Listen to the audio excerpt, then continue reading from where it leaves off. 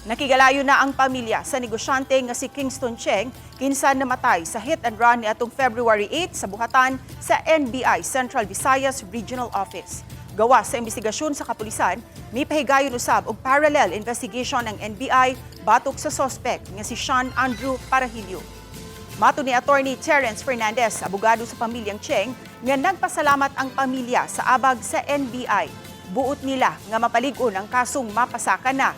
Pinaagi sa mga natigom nga mga ebidensya sa ahensya. Samtang gibutyag sa tigpamaba sa NBI 7 nga motabang sila sa pagkuha ug pagpangita pa og dugang ebidensya nga magamit sa kasong gipasaka na batok kang Paharilyo. Aduna sila gi-issue nga supina sa pipila ka mga institusyon nga may kalambigitan sa kaso.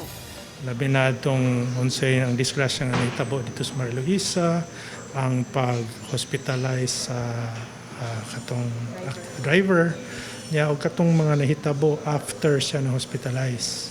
Kaya na niya to siya posible man guna nga na niya matuki nga mga violations or lapses na mo justify na siya o tintahay na i-file nga kaso ang NBI. On behalf of our Regional Director, Attorney Jose Army A. Monsanto, we would like to confirm that the legal counsel of the Cheng family was here this morning. As to our position on filing a separate case, we will continue to gather and collect pieces of evidence to strengthen our position.